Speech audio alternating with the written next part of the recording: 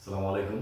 আমি আজকে আপনাদের সম্মুখে রাস্তা পারাপার কিভাবে আমরা রাস্তা পার হব ঝুঁকিবিহীন সেই বিষয়ে অল্প আলোচনা করব।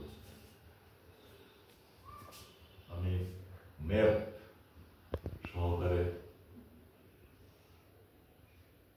দিচ্ছি।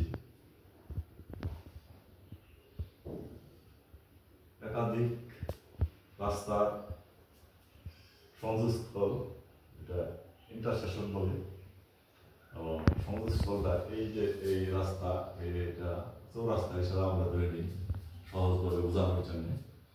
তো আমি আপনারা সবাই এই একটা রুট রাস্তা আর এই একটা রুট, এই রাস্তা দুটি এখন যদি আমরা নিরাপদভাবে ক্রস করি বা পার হই, তাহলে আমাদের করতে হবে এই যে এখান থেকে কমপক্ষে বাম দিকে অথবা ডান দিকে 20 ফিট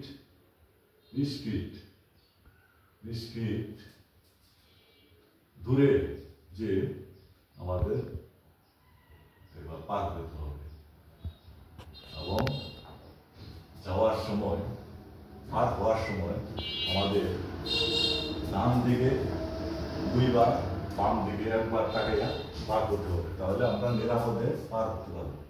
আমরা এবং আমাদের ছেলে মেয়েদেরকে এবং প্রতি যাত্রী বা পথচারী সবাইকেই আমাদেরকে এই পরামর্শ দিতে হবে, যাতে নিরাপদে পার হতে পারে, না হয় দুর্ঘটনা ঘটতে পারে। আর যদি আমরা এই রাস্তা দিয়ে মেইন রাস্তাটা হাঁটি, তাহলে আমরা চেষ্টা করব সবসময় ডান পাশ দিয়ে আসার জন্য, যাতে পিছন থেকে কোনো গাড়ি আমাদেরকে উপরে উঠে না দিতে পারে। তাহলে মোটামুটি সামনের দিয়ে আসলে আমরা দেখতে পারবো যে হ্যাঁ, গাড়িটা আমাদের দিকে আসতেছে, তা আমরা সতর্ক হয়ে যেতে পারবো।